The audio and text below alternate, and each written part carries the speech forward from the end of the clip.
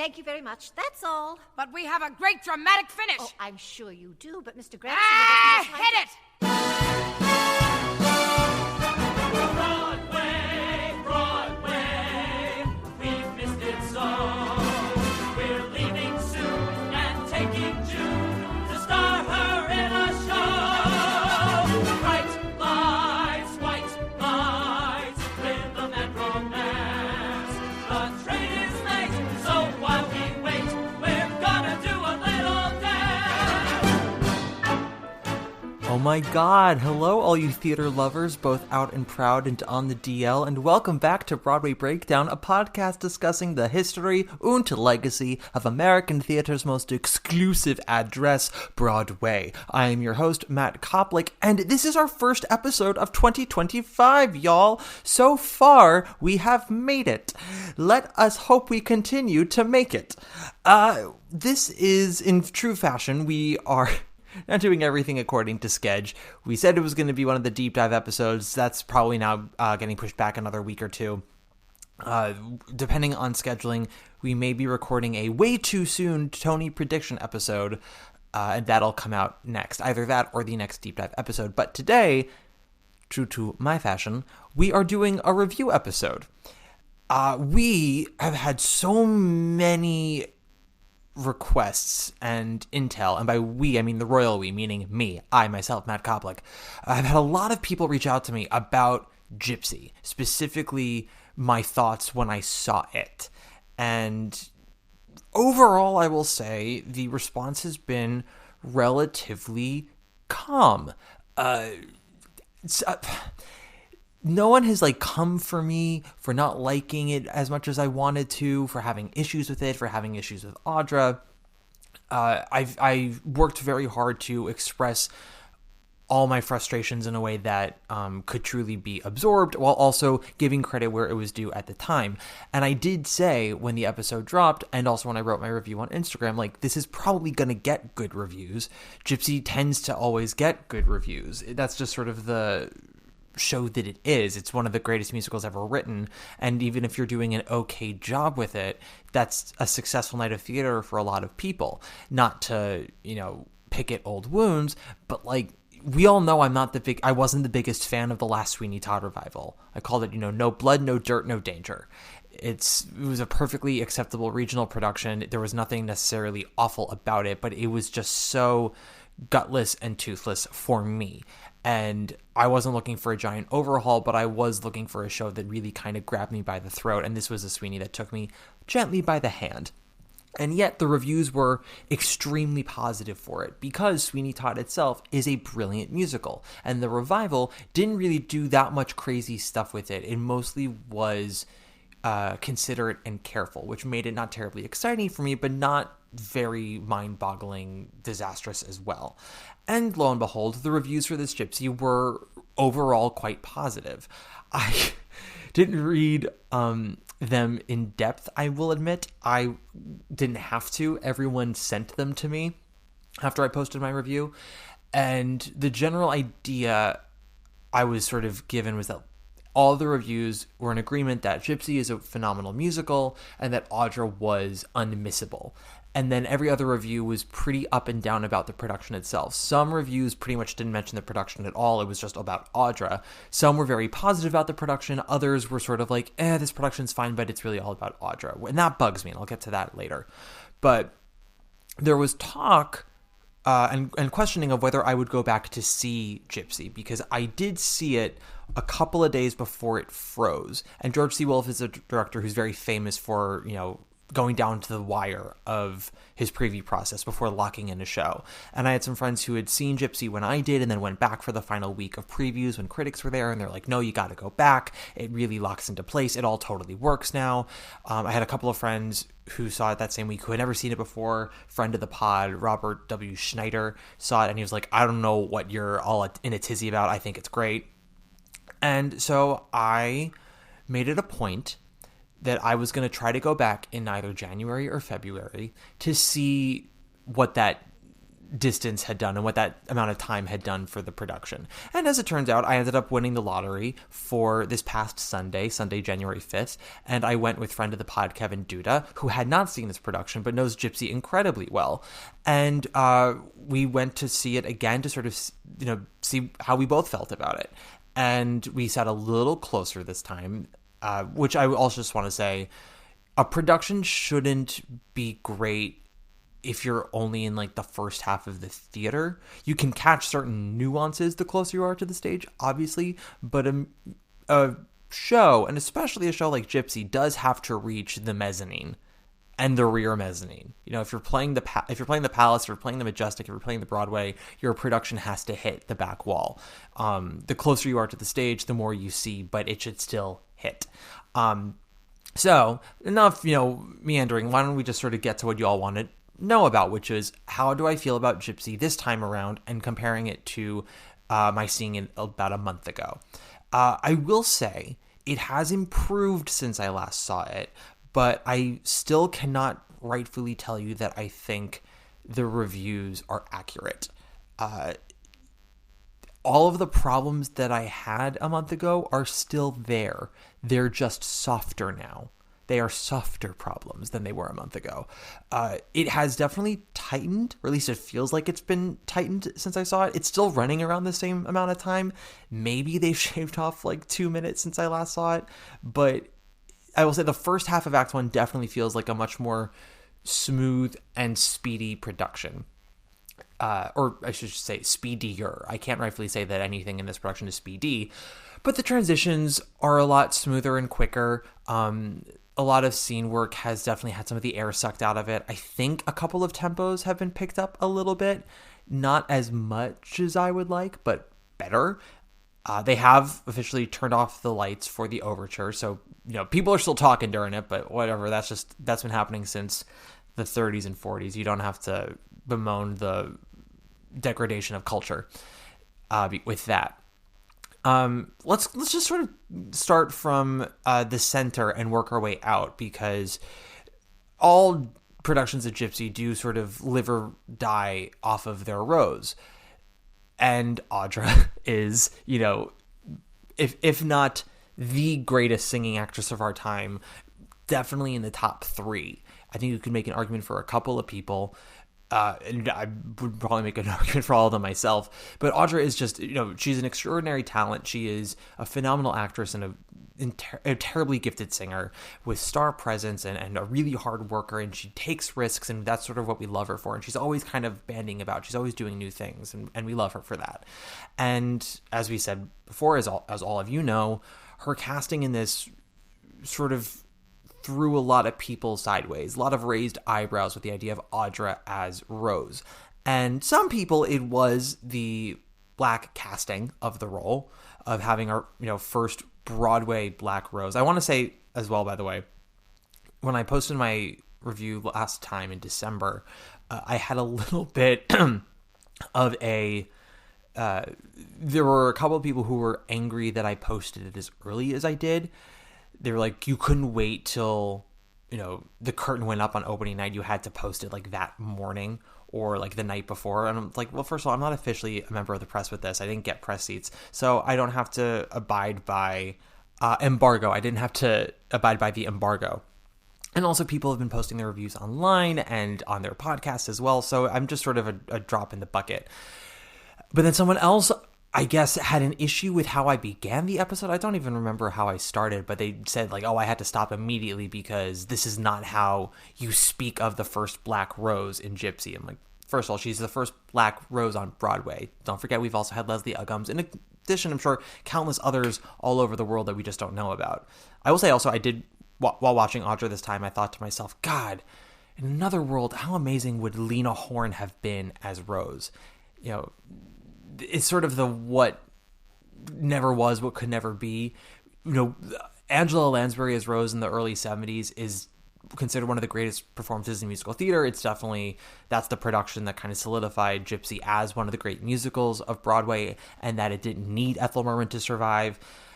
But part of me is also like, what if it could have been Lena Horne in that production? Not only would it have really revitalized that show, but it would have revitalized her career a lot sooner. She had the voice, she had the brimstone, she had the drive. Maybe she wouldn't sort of roll over for Arthur Lawrence, which is probably why he wouldn't want her. But we could have had so many other great Roses who were not white for many, many years. So for a lot of people, Audra's casting sort of made them raise an eyebrow because of that. How are they going to handle the race? It's George C. Wolfe. Is he going to really make it much of an issue? How do you make it an issue? If there's interracial casting, what does that mean? Because segregation was very much a thing during the time of Gypsy. So Herbie and Rose wanting to get married, like, that's not really possible in a lot of the states that they live in. And then also a lot of people had qualms about Audra's singing, about what kind of singer she is. She is known as a classically trained mezzo-soprano. We know her for Carousel and Porgy and Bess and Ragtime, and using that very heavy soprano that she has. But I've always felt that Audra as a singer was far more versatile and far smarter about using her voice than people ever gave her credit for. And she does belt. She can do it. She's done it before. We point to Carousel and, like, you listen to Give Him to Him Good, Carrie, Give It to Him Good. Like, Girlfriend is hitting some D's in there. And in Marie Christine, she's definitely using a lot of her chest in that and flipping all over the place. You can hear some wailing in Dreamgirls. She's not really vocally right for Dina just because her voice isn't quite pop sounding enough. But she does, attack that score at the angle that it's supposed to be attacked at. So as I said, I've always felt that her voice was far more versatile than people ever gave it credit for. And I was interested to see how she was going to attack this score. And similar to a month ago, her voice does what it does. You either like what she can do with it or you don't. She does belt far more of this score than people would expect. And I would argue that the most exciting 45 seconds of this Gypsy are the first 45 seconds of Some People, when the entire audience perks up because Audra is using that chest. She doesn't really start mixing until halfway through the song. And it is a little bit of a downer. But I at least gotta try. She does that in her Passaggio. And it's thin. And this ties back into my issue with her singing of the score and the keys that they put her in a little bit. But there is a lot of power to how Audra sings Gypsy, which is ultimately all you really need if you're playing Rose, because Rose is a dynamo. She absolutely bulldozes her way through every situation, and there are ways to approach that with Rose, whether it's mental, whether it's emotional, if she's coming from a place of love or a place of ego. So many ways you can go about that, but the one thing you can't let go of is that she is a driven individual. She has goals, specific goals that she is determined to get, and these songs are written to reflect that. Very rarely is she singing with sweetness or affection. We have Small World, which is much more of a sly seduction than it is an intimate gathering. I would say that the two most intimate moments for her are You'll Never Get Away From Me, which is very playful and light, and then the reprise of Small World, which shows a great deal of vulnerability for the actress playing Rose. In all of those moments, Audra sings it very well. She uses her mix and her soprano in a very light way, so it's not overly forceful. And in a lot of the big stuff, she does have it, and she does bring it. As I said in the last review, there are times when they move the key of the song, Everything's Coming Up Roses and Rose's Turn, where the song then suddenly sits in Audra's Passaggio. And that works a little bit in Rose's Turn, as that number is a breakdown. It doesn't work as well in Everything's Coming Up Roses, and it really doesn't work as well in the last 30 seconds of Everything's Coming Up Roses. When Audra gets to I Had a Dream, I Dreamed It for You, June, it wasn't for me, Herbie, and if it wasn't for me, then where would you be, Miss Gypsy Rose Lee? That is in the mix. And it's good because it's raw, it's vulnerable, it's on the brink. And it doesn't have to be wham bam, spank you ma'am power there. You can have vulnerability there. And that is reflected in how she sings it. Then she fucking flips into that chest. Well, someone tell me, when is it my turn? She's using that. Don't I get a dream for myself? Like, it is coming out of that chest. And then we get to the final, this time, boys, I'm taking the bows and everything's coming up rose. And that is back in the passaggio. And it's thinner than everything else we've heard. And it's the end of the number. And yes, it is a breakdown, but it is, objectively speaking, on a musical level, ending with power. It's sort of like that last gasp of air before you collapse, or like, when they say when people die of a heart attack, they tend to have like an upswing right before they go. That's sort of how I've always felt about Rose in Rose's turn, is like it's one last burst of fierce before all of the fight kind of leaves her. And it doesn't really come off that way. Now, granted, Audra's not really playing a fighter as Rose. Her Rose, she's talked about this before, that she comes at it at the angle of love, that this is a woman who does love her daughters. And I've never felt in any of the past Roses that they did not love their daughters. They just loved them in a very specific kind of way. But Audra is always kind of going for the emotional connection and not necessarily playing it bullish as Rose. And there's some merit to that.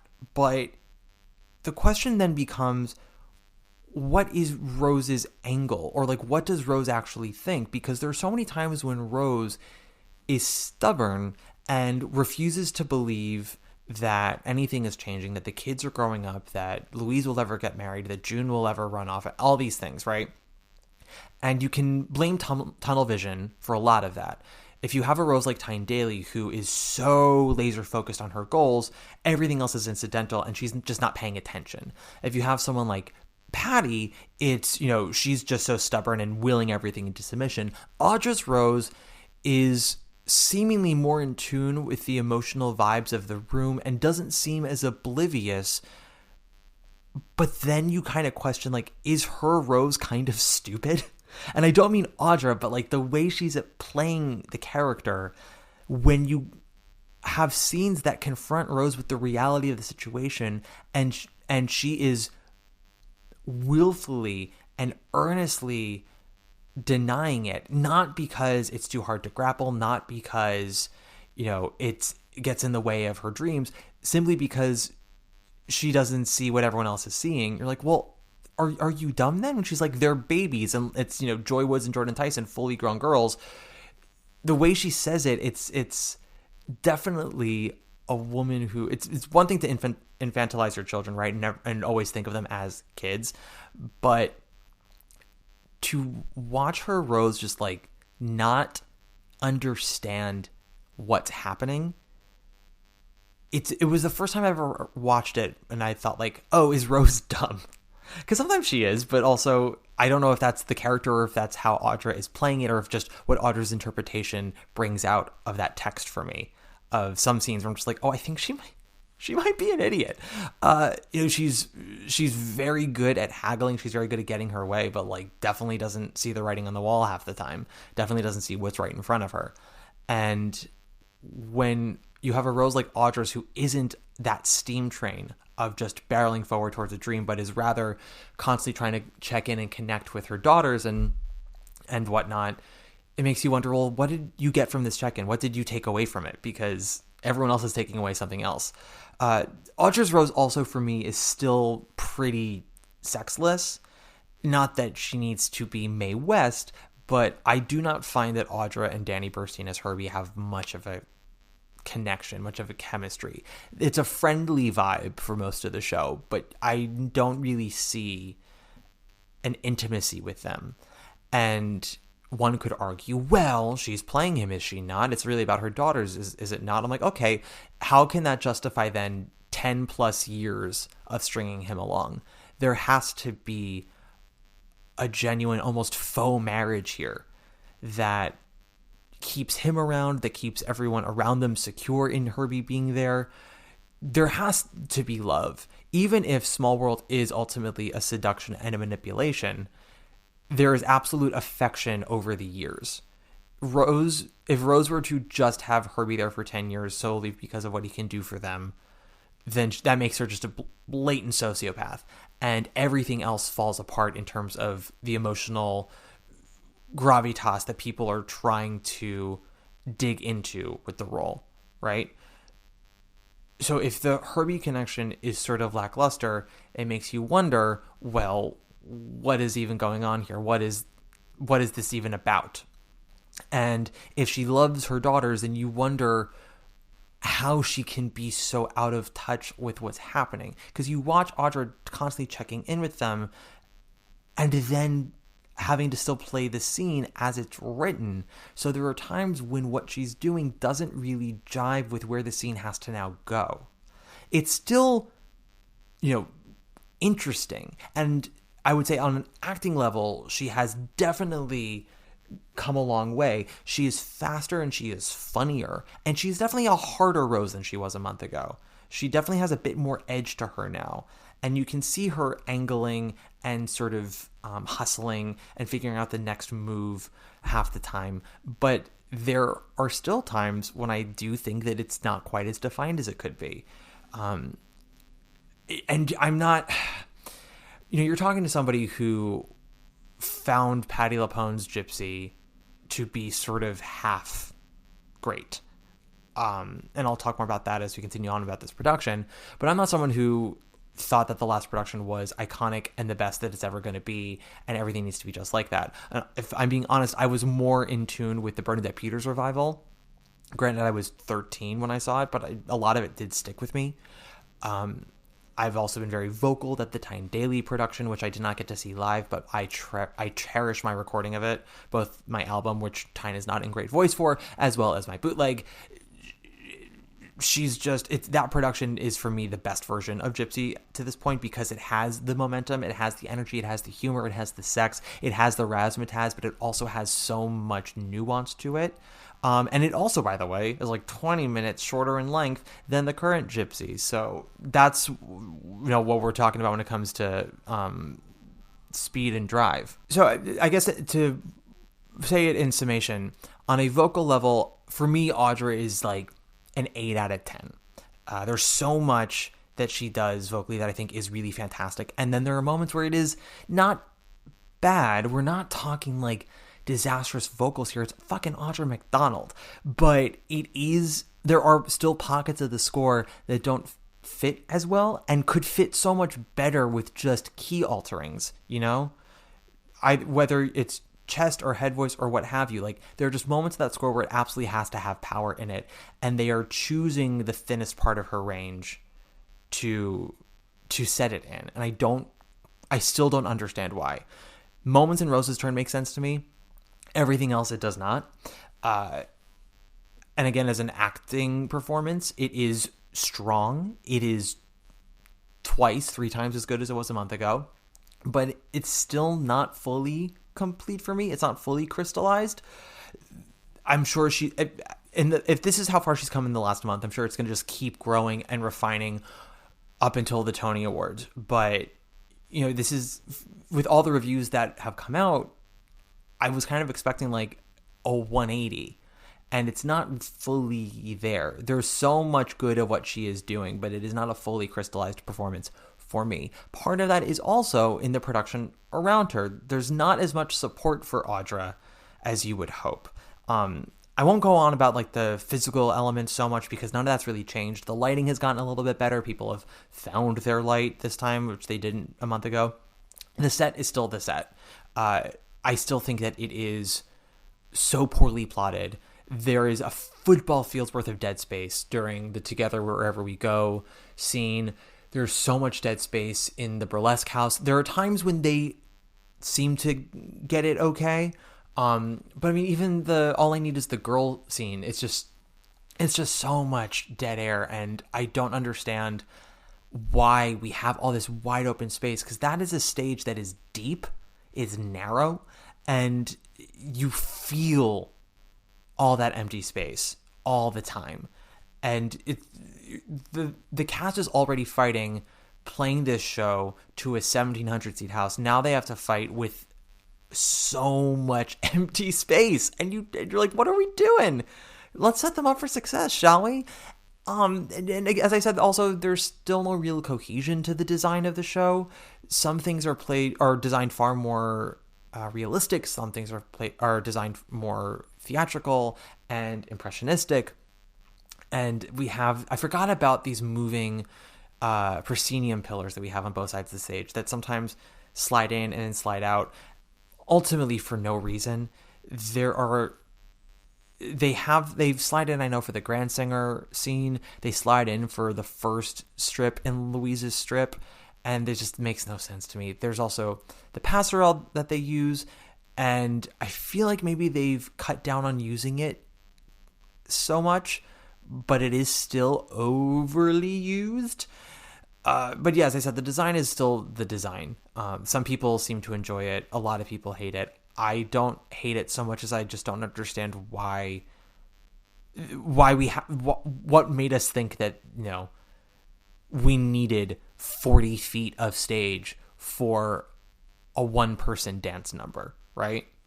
There are so many moments that require intimacy, and this production can't really land the plane because of things like this, of just having so much dead air. And then things like, Grand Singer's office actually uses the space very well. It's really just one backdrop and a desk and a door, and that's all they really use for the office. But because of where it's placed on the stage, it fills up the space a lot better.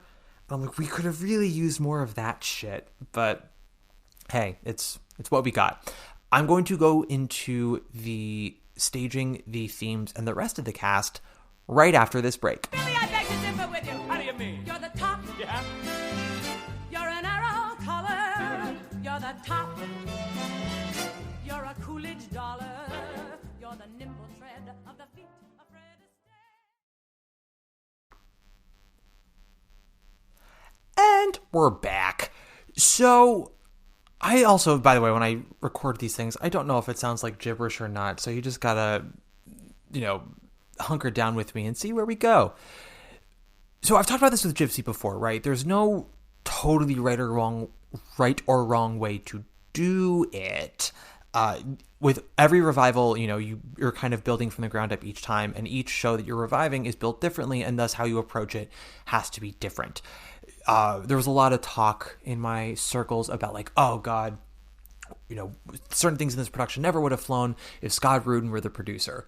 And listen, Scott Rudin, asshole that he is and was and always will be, I don't want us to glorify his taste level, that he had perfect taste all the time. He was meticulous for sure, and he really did his best to get all of his productions down to their best versions of themselves. He was very big on that, and it's why he and George C. Wolfe actually worked so well together, because he gave Wolfe that time on things like shuffle-alongs to really sort of work out all the kinks. And some of my favorite things he did produce, but he also had some clunkers.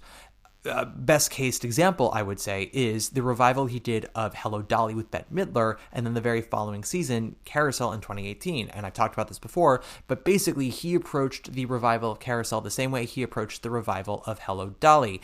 And I don't know if anyone's told you, but those are two very different musicals. That is like putting on a revival of Noises Off and then doing a revival of Streetcar and going, let's go for the same vibes. That is not how you do this. So one wonders what he would do with a GYPSY like this. I think he worked on the Patty one. Can't recall. Maybe not. Maybe I'm making that up. But with this revival, right, there is baggage already of all the other women who have done it. It's been done well. We all know that the show works. Now we have the added element of race involved in this production. So how is that going to be done, especially with an artist like George C. Wolfe, who does not shy away from this kind of stuff? I would say in the time of previews, Wolfe has definitely highlighted a bit clearer the moments he wants to make about race. The best example I will say is in the transition of the act when they're going from Baby June and her newsboys to Dainty June and her newsboys. That transition is very famous in all productions of Gypsy for having the strobe light effect as the kids are doing the, what are they called, the chugs or something like that, where they're flapping their arms up and down throughout the strobe light effect. And in 20 seconds, maybe even less, we flash forward like 10 years and we see these kids older, even though the act has stayed exactly the same, and they are still chugging along on the vaudeville circuit. And it's a very efficient economic piece of storytelling, which you always need for musical theater. Now, Wolf decided in this production that as the act gets older, the newsboys are replaced with white newsboys. They started off as an all-black group, and then as they got older, the newsboys become white. So they can't do the original transition anymore because it wouldn't make sense to a lot of audience members, and also because Wolf wants to make it a moment for the audience to see Rose making the choice to replace these young black boys with grown white boys. She also, in the scene, Wolf makes it even more of a point that she takes Louise, Joy Woods now, and pushes her from the side all the way to the back, and gives her top hat to a different newsboy, and basically has her waving flags in the background. Part of it is because Louise has no talent. Part of it is because Louise is now the darkest skinned person on the stage, and because she is Rose's daughter, she's not going to fire her from the act, but she also doesn't really fit with Rose's idea of what will make the act successful. And I know I mentioned this in the last review, but it is something that ultimately fits with both Wolf's concept of incorporating race into the story, as well as what's already in the libretto. All you have to do is read the script or watch any production of Gypsy to see how Louise's involvement in the act downgrades over the years. It starts off with just her and June. She is the end company of Baby June End Company, and then she becomes one of 4 newsboys, and then she becomes one of 6, and she's just pushed further into the back. And then when they go to Grand Singer, she is the back end of a cow. So it's just, that's already there. But then you add the fact that June is light-skinned, Louise is dark-skinned, the rest of the act is white performers, and Louise's, I don't want to call it downfall, but her degradation, is that even the right word? But her downsizing, her demotion from one spot to another that's already in the script packs an extra punch when you add the race quota to it. And I think that is very effective and very intelligent and very well crafted. It's also done a lot tighter now than it was a month ago. That whole thing was like a 2-minute sequence a month ago. Now it's maybe 45 seconds, which is still twice as long as the original transition, but it is a shorter transition than it used to be. It doesn't, it's also not like really the crowd pleasing effect that it usually has, because as the kids are doing their trenches, that's what they're called, as they're doing their trenches, the music gets faster as the strobe light gets faster, and so when it ends, the audience is like kind of exhilarated because of this cool staging effect, and that's not really happening here.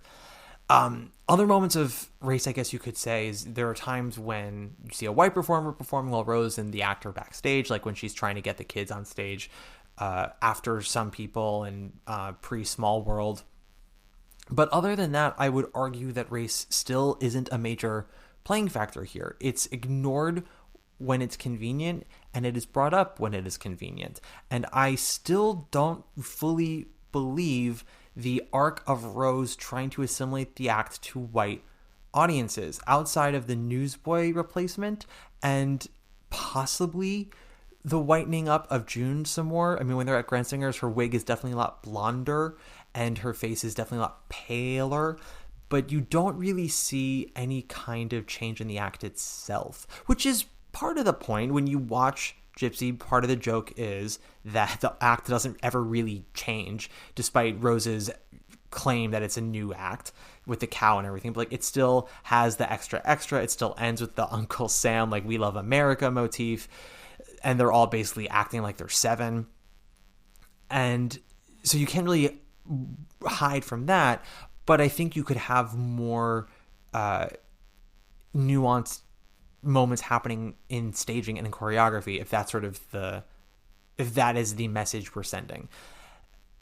And it would help, because then having Louise be successful as a out and proud beautiful black woman as Rose herself sort of gets pushed to the background, that would be sort of the ultimate irony.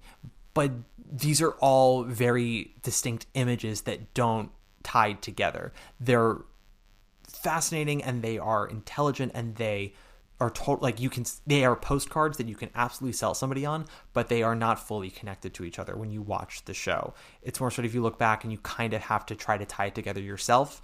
And a good show should have conversations afterwards, right? You should be always talking about it for a little bit afterwards, but you shouldn't then go back trying to convince yourself of what you saw or maybe didn't see. It should be helping you in the moment, and then you can fully explore it more after the fact. And there is just so much that's not happening in this GYPSY, and I really don't care what any think piece tells you, because I've now seen it twice, and I'm looking for it, and I'm telling you, there is so much that's not on that stage connecting these themes. There are moments when it pops, and it pops so well, and that's great. You just wish that it all hung together stronger. In terms of performances, I still maintain that, Audra is probably now one of the prominent performances in the show for me. I still stand by Melinda Hull as Miss Cratchit and Elektra really just doing God's work with Bitstress material. Kevin was also very into what she was doing. And then Jordan Tyson as June is still really selling the thing. Her acting has even sharpened a lot.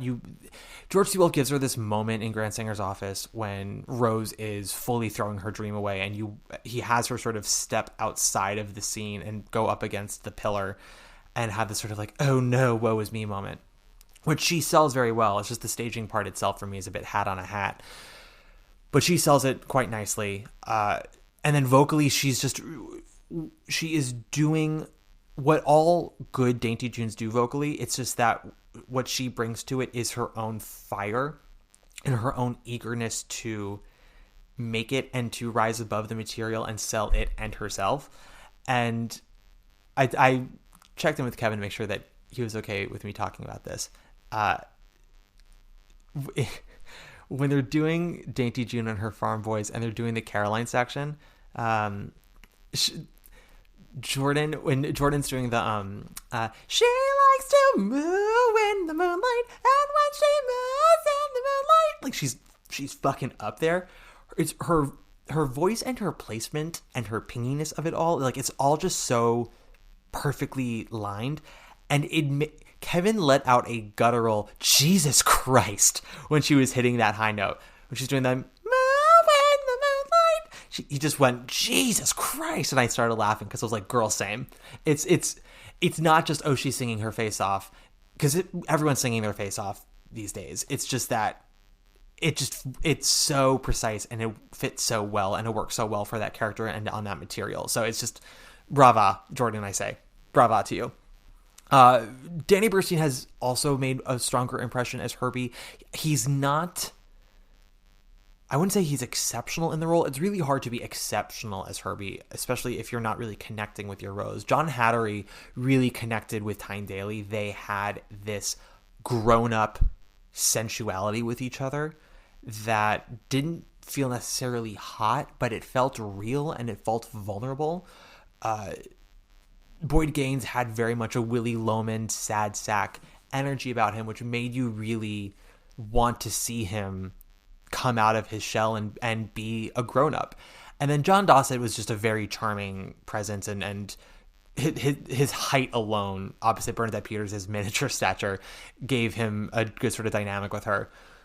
But it's really hard to, as Herbie, to sort of come out and like own the stage. And I wouldn't say that Danny does that. He makes a stronger impression as a likable oaf who gets more grit as the story continues. But I would argue he's still trying to find the big moments and land it. The breakup with Rose is fine. His final line of the "be a good girl" is done extremely well. But he has a couple of blow-ups in that scene with Audra that just don't feel earned yet. and it feels like it's not really reacting off of Audra's rose, what she's bringing to the scene outside of maybe frustration, because her rose can just be so space cadet idiot. And so I guess you can hear anger in his voice from the frustration he gets, but it still sort of feels like, now I just feel like we're shouting to shout. But as I said, he has found a lot more of his way with it. Joy as Louise, I would say for me, has gotten to a point where she is consistently unobjectable. It's not a great performance for me. I wouldn't even really call it good. It's not a disaster. She's a very charming person on stage. I thought so in I Can Get It For You Wholesale. I did not see her Audrey live. I know that the Discord channel shared video of her Audrey with, I think it was Matt Doyle. So I watched that and I thought she did a perfectly nice job. I maintain, though, she's so vocally overqualified for this role, and I don't know if I buy her yet as a strong actress in this role. Part of it could be her, part of it could be the direction. The strip is still exactly how it was and still frustrates the absolute living shit out of me. They have still cut her first dialogue, so her feeling confident in this scene. They have the moment where you see her start to like it, but it's so fast now, and so it happens so quickly that it doesn't actually resonate. And then her next two strips are just also giant whatevers.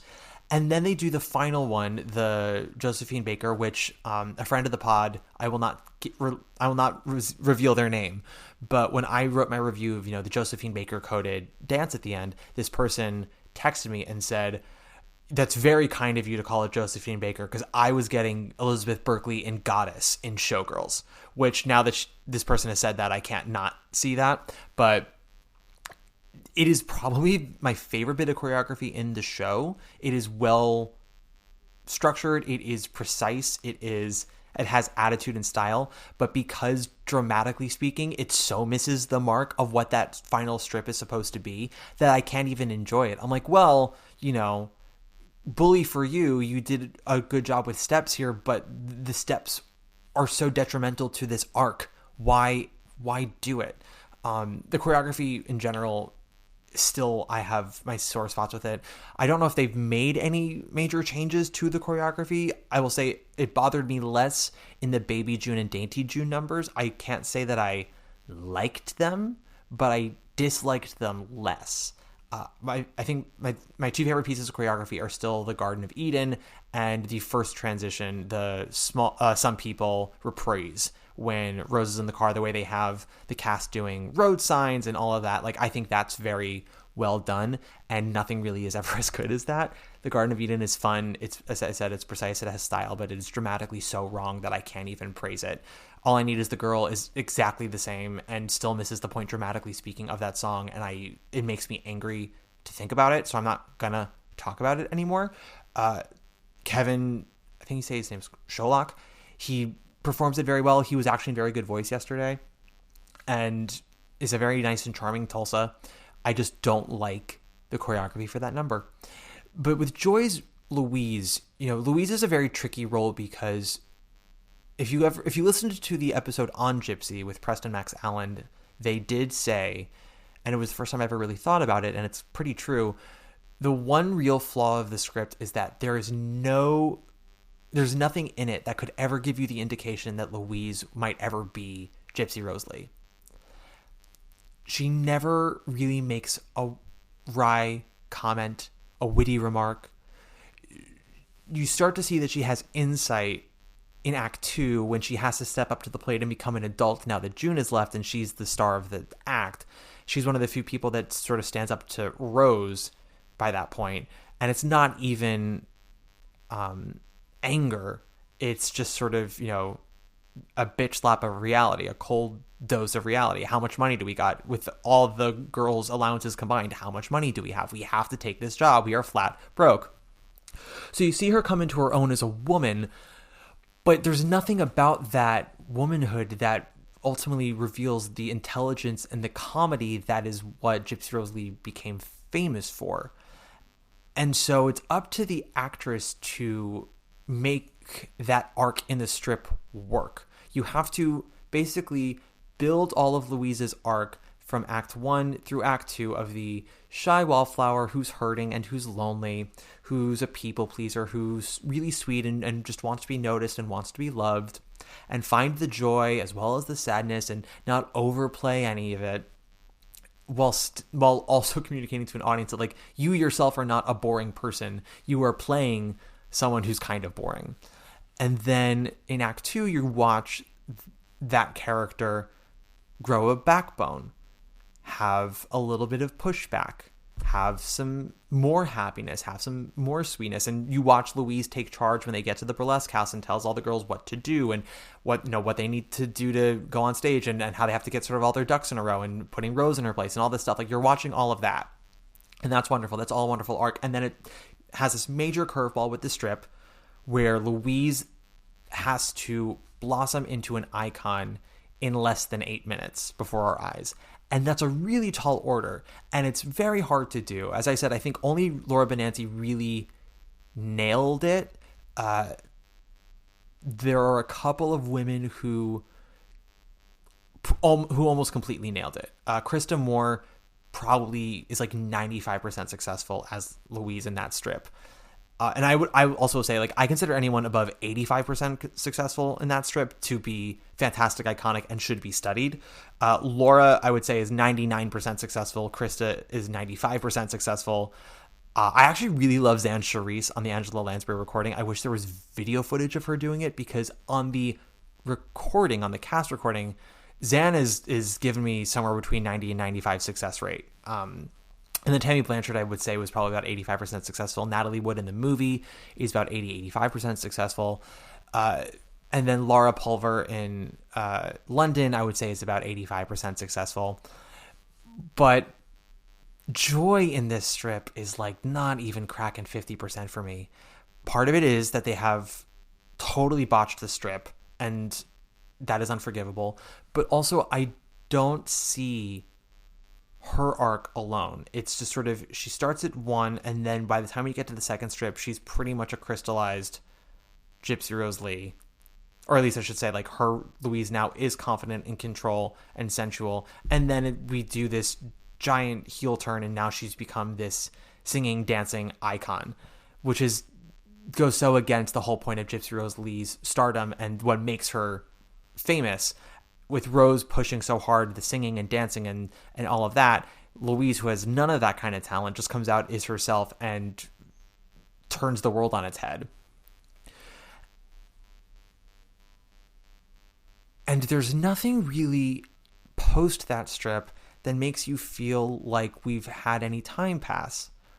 Her Gypsy now is maybe a little more confident in how she speaks. She's far more confident in, the gowns and the bathrobes than she is in the trousers, I will say that. But you don't see a woman now. And a lot of people I know have issues with the final 10 minutes of Gypsy, because they're like, well, there's no connection to the Louise that was to the Gypsy that is. And I'm like, well, that's sort of the point. She's putting on airs. She is manifesting a new persona because she loves this new persona. She loves what it's done for her in her life.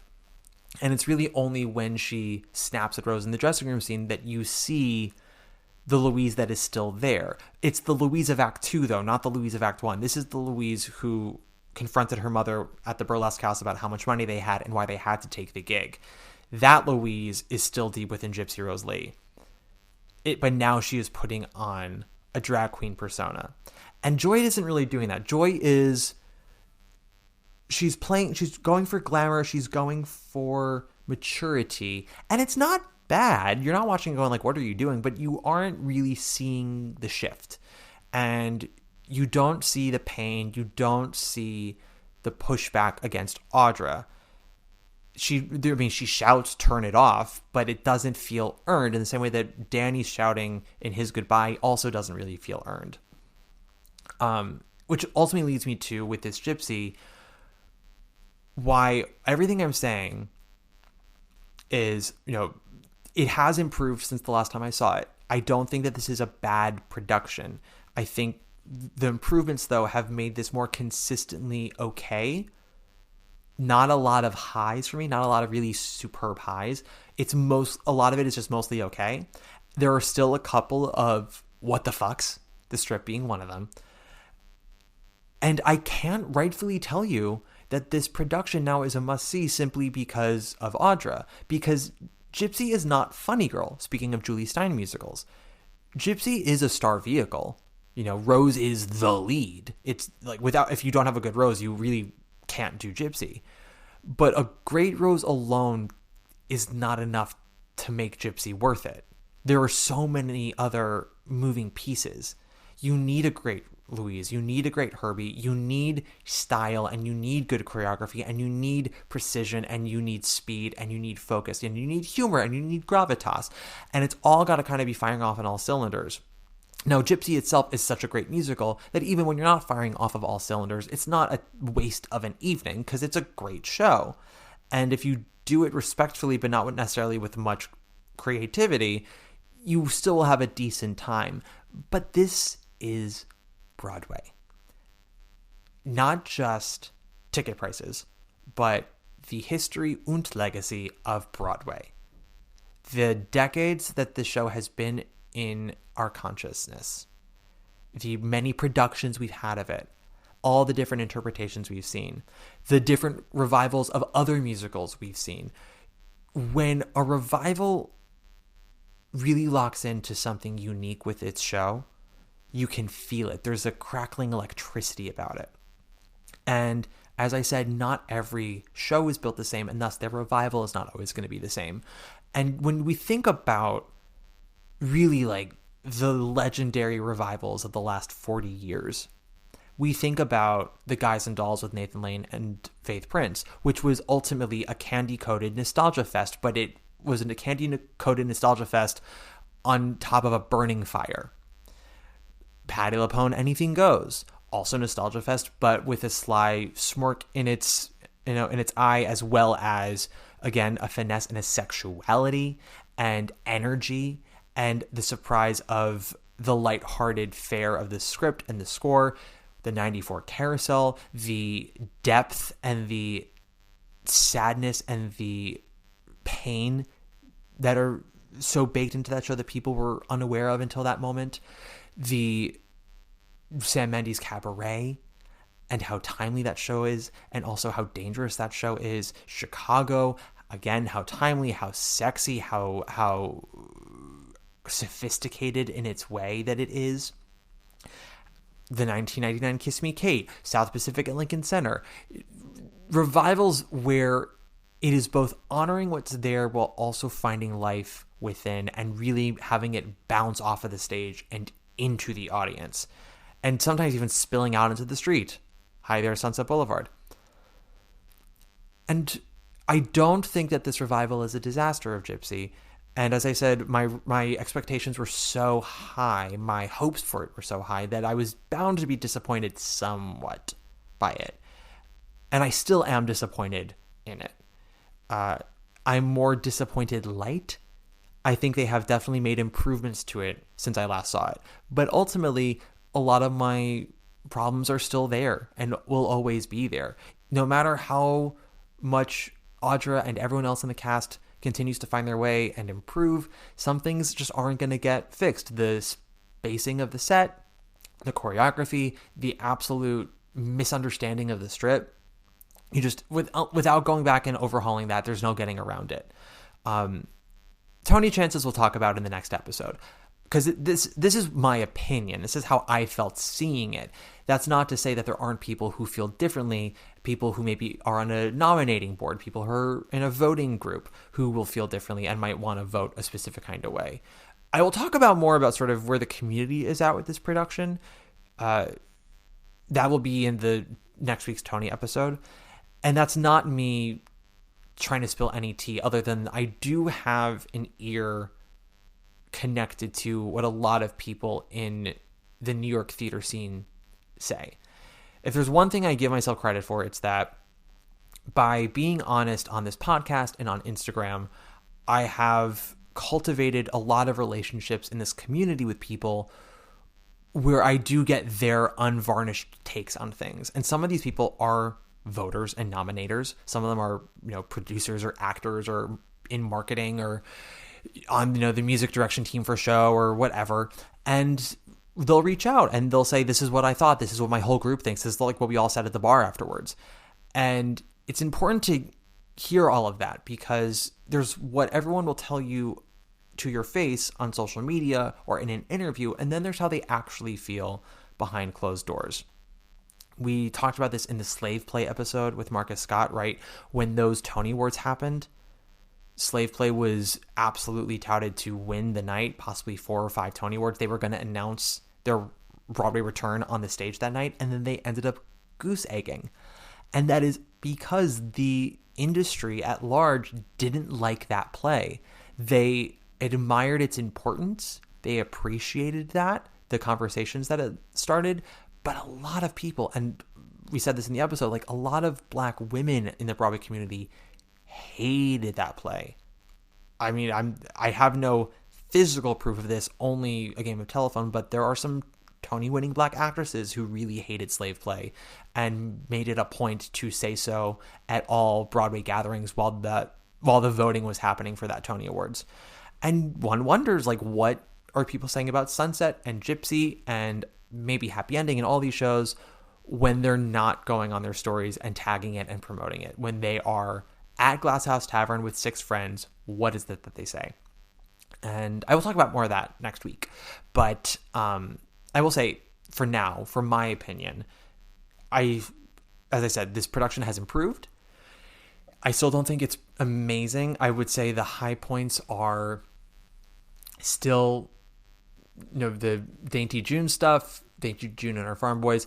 I think Rose's Turn is 85% thrilling. It's really just the last bit of Rose's Turn that kind of falls for me, which is a shame because everything leading up to that is pretty great. As I said, Audra really is phenomenal at being this raw, exposed nerve on stage, and by leading with heart with her Rose, her breakdown in Rose's Turn is almost that of a child. Like, you're watching her just turn herself inside out. She's a major crier. And it's so fascinating to watch Rose's Turn with her because there are moments when the audience is whooping and hollering, but it's so evident to me watching this woman have a breakdown.